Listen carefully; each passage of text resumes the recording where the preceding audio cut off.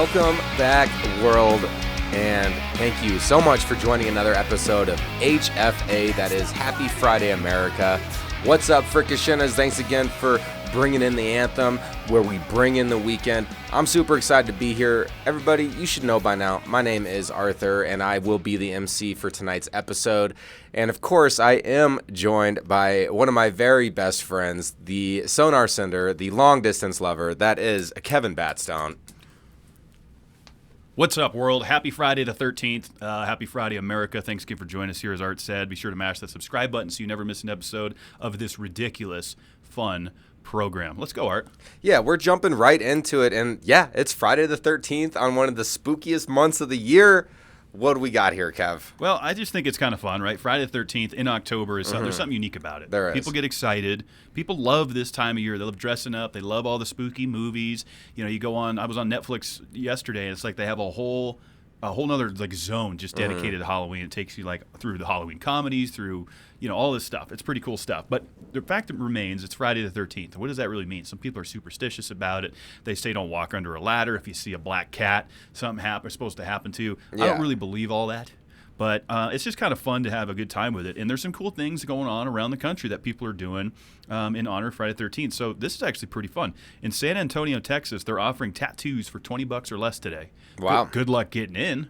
Right? Yeah. I mean, I'm sure it's going to be completely inundated. I mean, what's the time limit that they're given for these tattoos? Like, you get a simple pre-selected type of tattoo. Nothing custom. I'm sure you are correct on that. They have like you can choose from X, Y, and Z, and you got to be in and out within like a 30-minute window.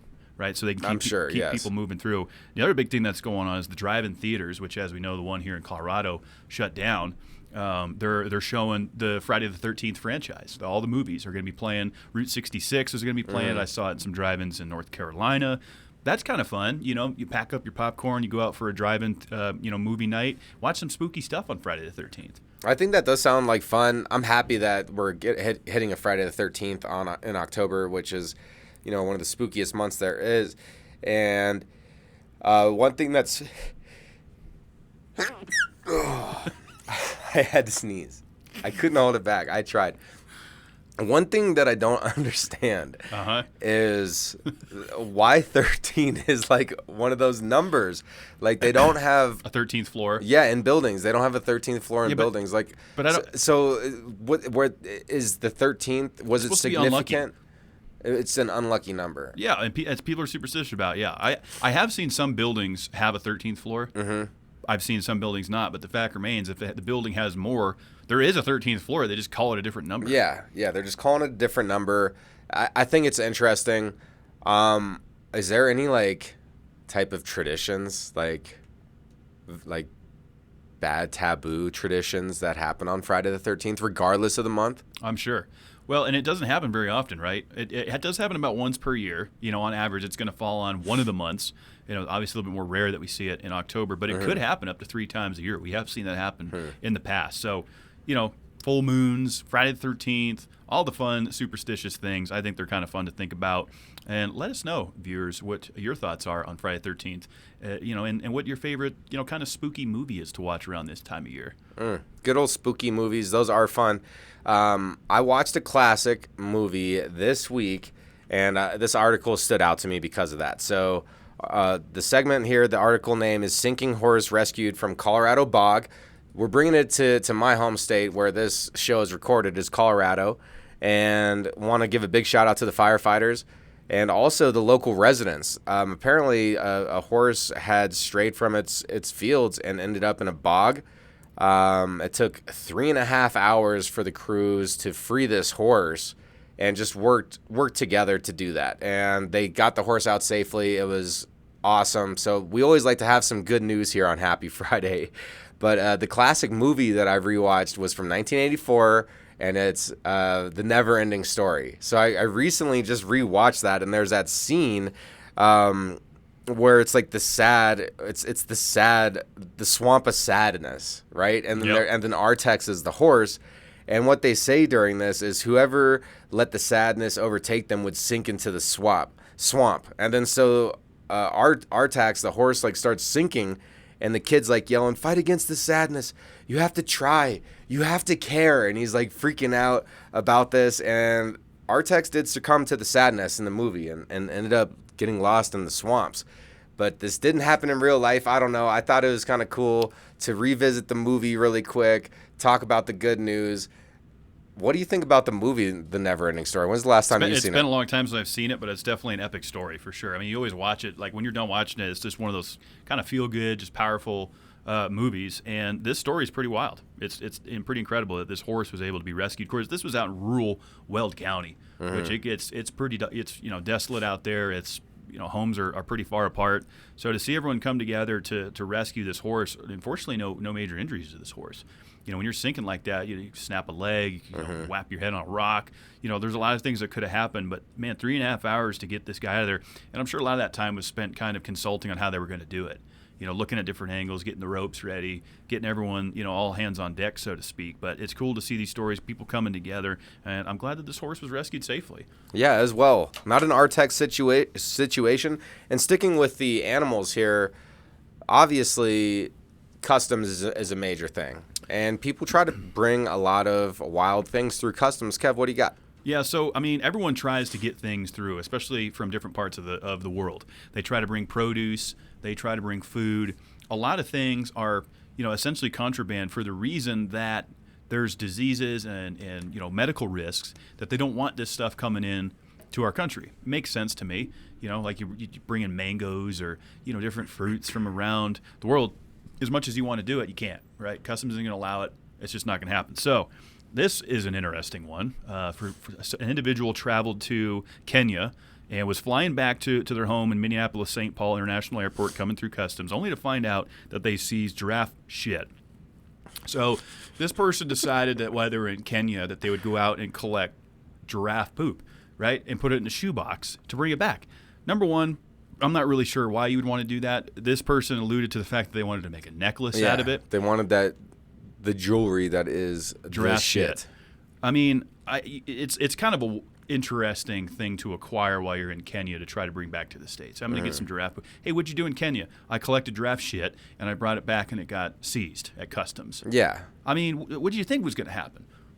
I mean, with this kind of, you wonder, right? Like somebody who is wanting to wear fecal matter as jewelry.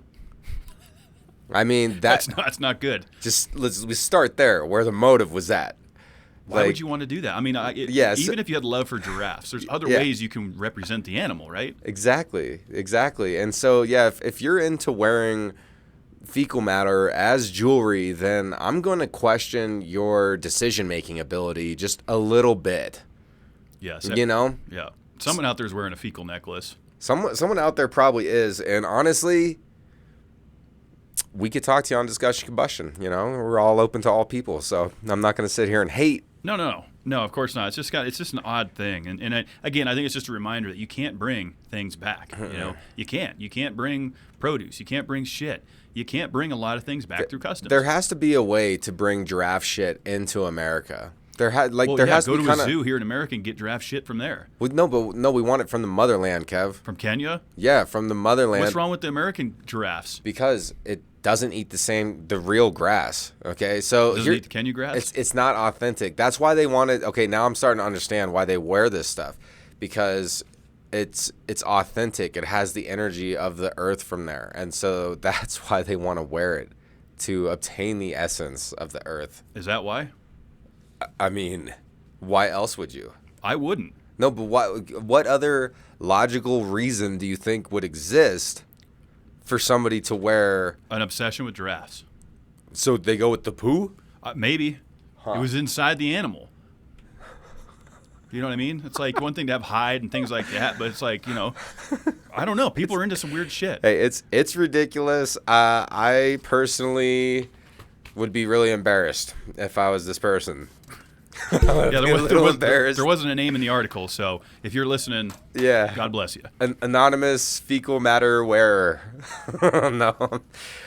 Today in history. All right. That's a fun segment. So on the 13th of October, what do we got here? All right, starting us off, 1845. We do have a lot of friends in this state. It's a great state, one of the biggest in the United States. That's Texas. It ratified the state constitution in 1845. That's pretty big milestone. That is pretty big. Yeah, that is pretty big. And then you fast forward up to 1987 here, Art. It was the first time that the military used trained dolphins in the U.S. Navy in the Persian Gulf. You know, I had to throw that in. That's my birth year, so that is cool. So represent there. And then what were these dolphins doing? I feel like I've read an article about this at one point in time, and I think they were maybe like trying to probe for mines or something like that. They were sighting. They were using it for some sort of sighting. Right, so they were kind of like following the direction of these dolphins. I don't know for sure. Somebody's going to know better than we do, certainly better than me. But I remember seeing some videos of these dolphins out like tracking. Yeah, and they're like, "Oh, we got to go that way." You know. Yeah, I'm kind of curious what they trained them on, how they were used in warfare. I do remember if there's any gaming nerds out there for real-time strategy games, Red Alert 2, they did have the dolphin units on the Allied group.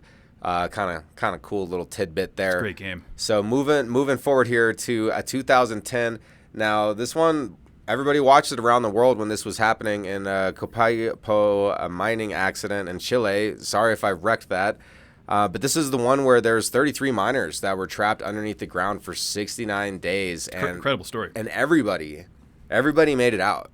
Everybody made it out. That's crazy. If you haven't seen that movie, I think it's called The 33 or something along those lines, that kind of follows this story. It's a great film. I mean, they literally had a can of tuna that they were splitting amongst 33 people until they were able to get they drilled a hole that they could start sending shit down into this collapsed mine, clothes, food, resources, and then they had to figure out how they were going to get them out of there.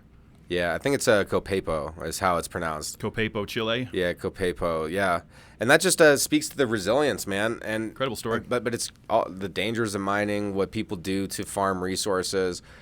So today was the day that in 2010 that they got all of them out. Yeah, they all got out. It took them a long time to get each one of them out. Yeah. They had to ride up in that capsule that got pulled up, in that little shaft. Man, and it was not an easy process. No, that's intense. Everybody made it out safe. So yeah, happy that happened. And then in 2018, the oldest known human remains from Poland at 115,000 years they're revealed to be a Netherlands child from Ciemna Cave, and it appears that child had been eaten by a large bird. So the oldest human remains found in a cave were ate by a bird. I mean, how big was this bird? How big were birds 115,000 years ago? Yeah, that's kind of interesting. Oldest known human remains, because we remember when Lucy was discovered, the Australopithecus, it was alleged to be 3.2 million years. When they first discovered some human remains. So this is like a Homo sapien. It has to be the oldest Homo sapien. It could be, and it from Poland, it actually ended up being a Neanderthal child, which is interesting. And it got eaten by a large bird. What bird was it? Yeah, it was probably like a huge eagle of sorts. Unfortunately, there may have been an article with this to get more in. I didn't click but it. But it if did happen there was. On this day in history. Yeah, this day in history. Fun segment. It's fun to go through some stuff, and easy segue into the next one, talking about the oldest human remains. There's been a lot of talk about aliens, right? Yeah, it's been stirring. It's there. All the conspiracy people are coming out. So the mummified alien corpses from Mexico. They claim, Mexican doctors claim that they were not from an assembly of different skeletons. They're saying that it seems like the skeletons from these two aliens were all intact, one skeleton to begin with. So that's kind of interesting that after observing these, because a lot of times people will bring together animal and human bones and try to recreate and make it look like some kind of taxidermy something. Right. So they took a look at it. It's still all speculation, right? I mean, it's kind of all out there. I figured we'd dive into this a little bit. Like, do you think aliens exist? Like, do you think that they were around? So these remains, they were over 1,000 years old, and they were not from like a UFO. They were found in a cave. Yeah. Like fossilized within a cave. And also the DNA within these, a third of their DNA was categorized as unknown, right? Yeah, I think it's very possible that aliens exist. I think there's too many mathematical uncertainties to suggest that and outrule it completely. These countries now are having meetings on a global level about UFOs and different things. Now, an unidentified flying object doesn't necessarily mean the green-headed alien that everyone pictures. Right? We don't know what they are, hence why it's an unidentified flying object. But I think it would be ridiculous to write off the possibility that extraterrestrial life does not exist. There's just too many mathematical uncertainties. There's no way you can definitively say, nope, that can't be true. Now, have you seen like the stuff where they talk about Mesopotamia being the first civilization, and it came to be due to alien influence? Like, do you feel like aliens have played a part in human evolution? I think there's got to be some commonalities and some things that have influenced things along the way, for sure. We look at Roswell, New Mexico, as known as, everyone goes there. It's a tourist trap, really. But it seems like that part of the world, even when you look at Roswell and into the deserts and then down into Mexico, for whatever the reason, that seems to be an attractive place for a lot of these aliens to be either discovered, talked about, alien ship crashes and stuff like that. So. I think we're going to learn a lot more as time goes on and what's really going on now that they're actually, launching a government agency to get involved with it and have the Pentagon briefings on it. Yeah, but can we trust that agency anyway? No, absolutely not. Yeah, so it's kind of curious. I think aliens potentially could exist. I don't know how involved they are with humans and our development with technology and society, but I'm not going to rule it out, right? Like maybe there is the MIB out there and they're really doing the good work. Could be. It could be. I mean, who knows? Who knows what's out there? Hopefully it's a planet like, what's the name of the planet in Avatar? Pangea. No, it's not Pangea. Pangea is the movement of the tectonic plates. No, Pangea was the landmass separating of all the tectonic plates. No, the name of the planet in Avatar is Pandora? Pandora. That's what it is. Yeah, I hope there's a planet like Pandora where we have avatars. That'd be cool. That would be cool. Either way, there's a lot of speculation out there, and what's up next is record-breaking shit. That's right. Kev's Random Records weekly. Guys, weekly records are being broken, and we're covering them all right here. People out here doing this shit. America. This is a cool one, man. I love finding, and they're all young kids. A lot of these records are just these young kids trying to do cool stuff. So 15-year-old from India spent 41 days, Art. He used playing cards. We all made card houses as kids. He had a 52 deck. He would try to build like a little tower. 41 days? 41 days he built this sucker to take the Guinness Book of World Record. He used 143,000 cards. Think about that. I used to use maybe 2 or 3 decks. That's like 150, 160 cards. No, that's a lot. 143,000 playing cards to break the record. This thing was absolutely massive, 40 feet long, 11 feet and 4 inches high. I mean, it was pretty cool. If you scroll down and click the link below, there's a video of it, of them showing the final product. It looks super cool. It's like this castle that he built. So I wonder with this if he knew what he was set out to do. He had a plan and built it.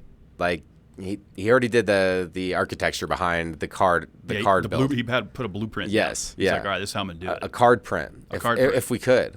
Card print. Yes. And I wonder if that was it, or if they built it so then they could continue. And so let's say that they broke the record, and then they're like, all right, let's keep going, and then they accidentally fucked it up. Oh, well, that was going to be my next point. Can you imagine getting that far into this thing, closing on the record? I mean, we all knocked our card houses over as we build them. And again, we're talking 50, 100 cards maybe I played with as a kid. 143,000 cards. Think about that.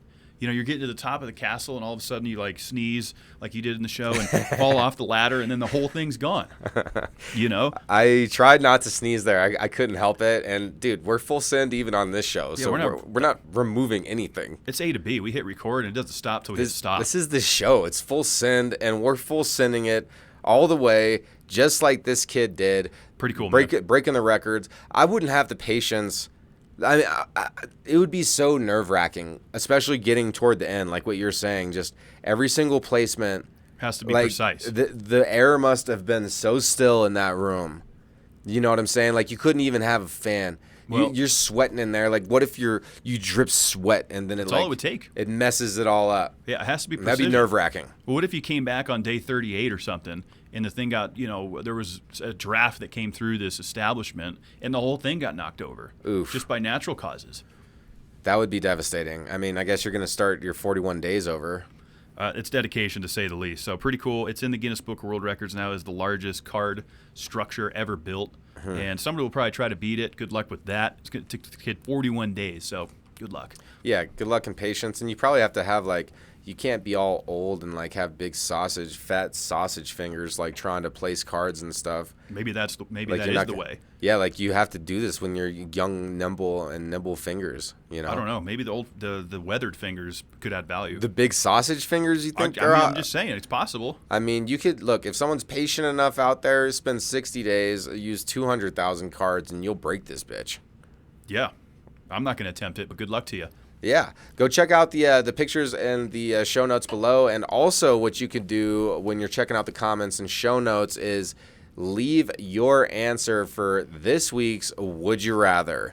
The Would You Rather. The Would You Rather is consistent. We are back with it again, baby. And also be sure to check out Twitter, a.k.a. X. The polls there are so fun. Kevin, can you give them the results from last week? Yeah, I was going to say, before we jump into this week's Would You Rather, so last week's results came in, guys. The Would You Rather last week was unlimited first-class international traveling or never having to pay food at a restaurant again. Really good one. Mm-hmm. And I chose restaurant. I think you chose the first-class tickets. Correct. We were split. The final vote came in at 60-40. 60% of folks decided they would rather have their food paid for at a restaurant. Okay. And 40% decided they would like to have their international airfare comped for life. Nice. Hey, I can't disagree with both. Both great options there. So we're kind of sticking with the similar theme this week, food and travel. But it's a little different, just a little bit different. So, Kevin and listeners, viewers, would you rather have a driver to take you everywhere or have a private chef who makes all of your meals? This is a tough one because if you follow the Cooking with Kev segments, you know that I like to cook. I enjoy making meals on the weekends and throughout the week for my friends and myself. And if you know me, I also love driving, right? Mm-hmm. Love racing, love all that kind of stuff. So this is a tough one for me, Art. I am going to take the private chef. You're going to take the private chef? Just like I did the restaurants last week. I'm taking the food again so I can have these delicious meals because I love to drive. Mm-hmm. I love doing racing. I like being behind the wheel. I will continue to drive myself around and come home to delicious prepared meals. Yeah, that sounds great. And also being able to, you know, be like, hey, this is what I'd like tonight. Something along the, you know, let's keep it light, let's keep it healthy tonight. Mm-hmm. You know, maybe tonight I'm feeling cheesy carbs, maybe some noodles, maybe some cheesy bread. Surprise me. Yeah. That would be fun. But with having the car, the driver, right? Yeah. What kind of car is it? Like, is there rules to that? I don't think it much matters what the car is. I mean, as long as it's not a piece of shit and you're breaking down on I-25, you want something reliable that's going to get you where you need to go. But I think that it's the fact of you don't have to drive. You don't have to worry about driving or you don't have to worry about cooking. That's kind of what the Would You Rather is. So are we paying for these chefs and we're paying for, I guess maybe I'm going too deep into it. I just need to keep it surface level on this. Yeah, let's keep it simple. I'm going to go ahead and make this one unanimous. I'm going with the chef. And for obvious reasons that we just laid out. So, yeah, everybody out there, what are you thinking? You going private chef, awesome meals, or you going kick back, laid back car experiences for the rest of your life? It's a good one. No, it's a good one. They both have great value and can really benefit in some areas. And it doesn't mean you know, as a guy that likes to cook, you know, doesn't mean I still can't do cooking. Or if you have a driver, it doesn't mean you can't go take a drive. So keep those things in mind when you make your, you know, decisions in the comments below or on the Twitter poll. I know there's going to be somebody out there that maybe is a little uncomfortable behind the wheels. Of course. And you're going to select that one for sure. Look, I have a feeling the chef's going to win this one. Again. Yeah, I feel like the chef's going to win this one too. So something that is not as great as having your own personal chef is having a professional squatter in one of your properties. And Kev, you have a really interesting article here on the tenant from hell, quote unquote. Yeah, this was a good read, guys, on USA Today. Scroll down, give this a read. So an Airbnb owner out in California, had a property that they turned an Airbnb. A lot of people do this. I'm getting ready to rent a whole house down in Phoenix, Arizona for a couple days for the NASCAR Championship. This was a long haul stay in this Airbnb. It was agreed upon. Hey, I need to be here from September 2021 through March 2022. Here's the deal. And then all of a sudden, payments stop coming in. All of a sudden, this person's not leaving.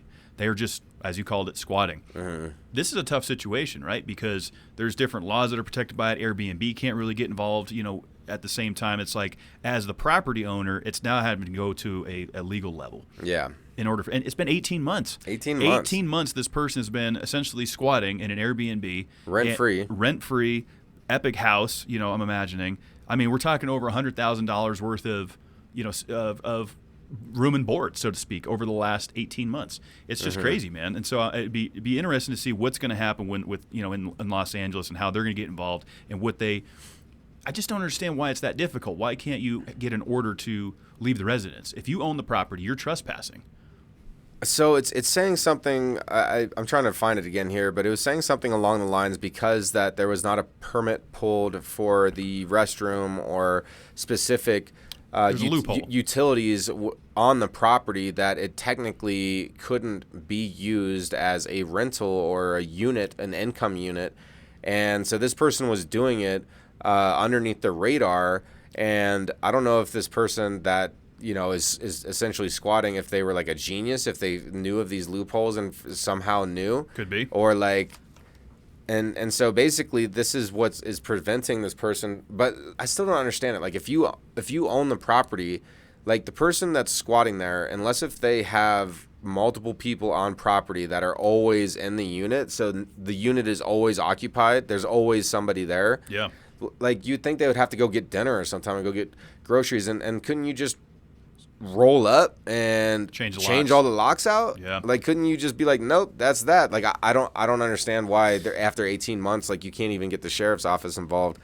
Yeah. And evicting these people. I don't know. I don't know enough about it. No, I don't either. I don't know the legalities. We know California's got a lot of different laws out there. I'm sure that there's some more layers than has been, unpacked just in this brief article. But the fact remains, right, when you look at, as a property owner, as we're mentioning, right, you own this land. And you, in my mind, the way I would look at that, permits or not, hey, this is my property. I don't want you on my property. Yeah. You need to leave. That's called trespassing at that point. How come you can't get someone out there and say, hey, you're trespassing, this person's asked you to leave? Yeah. You got to go. Yeah, I don't understand that.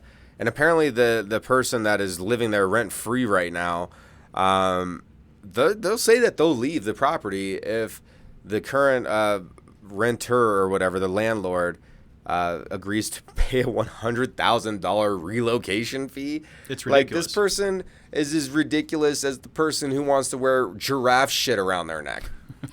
Yeah, we got some interesting folks in this week's episode of Happy Friday.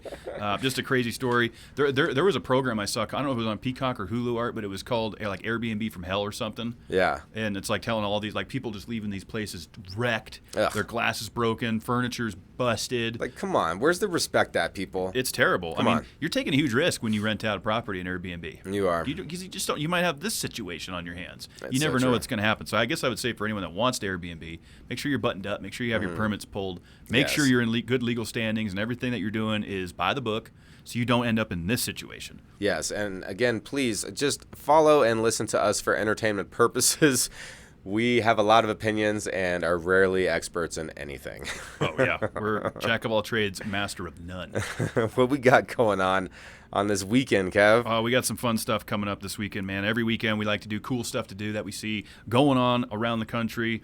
There's some cool things going on, man. The Festival of Laughs, if you want to do some comedy, you're up in the Albany, Georgia area. That's going on all weekend. There's going to be some great comedy coming through Georgia if you want to go out and giggle. Hey, go out and giggle. And Maricopa's 20th anniversary for the Wild West Music Fest. Oh, man, that's going to be fun in Arizona. Wild West Music Fest? What do you think? They're going to be having, like, some of the new... Some hee-haw? Yeah, some hee-haw. Do you think they're going to be playing pop country out of... They're going to be playing it. Yeah, absolutely. They're going to be playing it, man. Absolutely. Maricopa is a cool town. It's really an up-and-coming place just south of Phoenix, Arizona. A lot of folks that live there know about it. It's kind of becoming like the Parker Franktown, if you will, of the Denver metro. That's kind of what Maricopa is. There's like one road into that town, and it's really up and coming. So it's a cool place. It's right up against the desert, sceneries, cactuses and shit. If I lived down there, I would go to that. Yeah, definitely check it out. Sticking with the music theme, if you are in San Francisco this Saturday, tomorrow, check out the Breakaway Music Festival. I mean, sometimes I feel like it might they have to have tickets at the door for some of these things that we're talking about, right? Oh, yeah, there's still some tickets available. I try to keep it, when we put these things in here, some of them are sold out, of course, but, if you catch this early enough and you're looking for something to do and you're like, man, that's my hometown, I'm going to go do that, then you can do that. San Francisco Breakaway Music Fest. This is the time of year for festivals, music, food, all the things.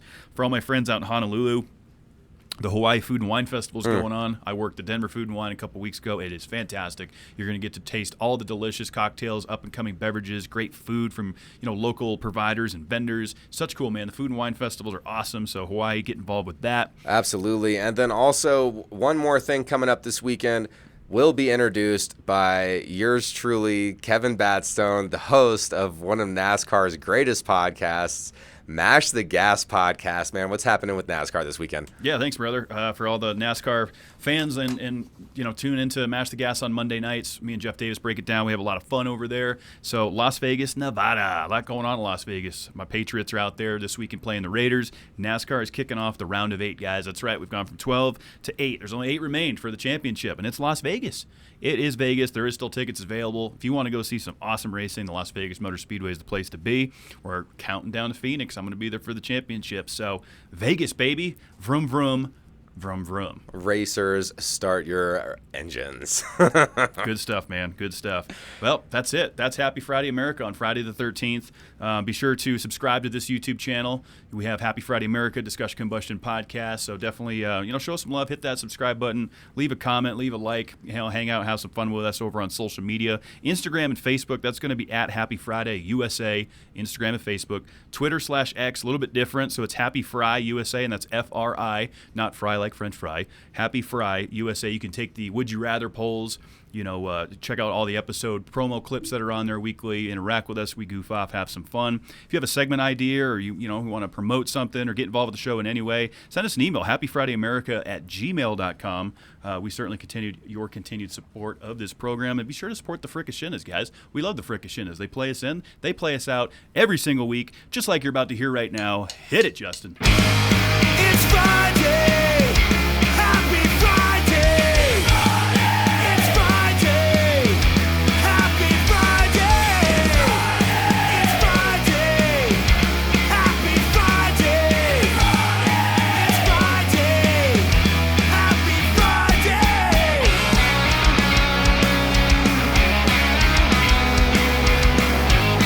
And next up Friday night.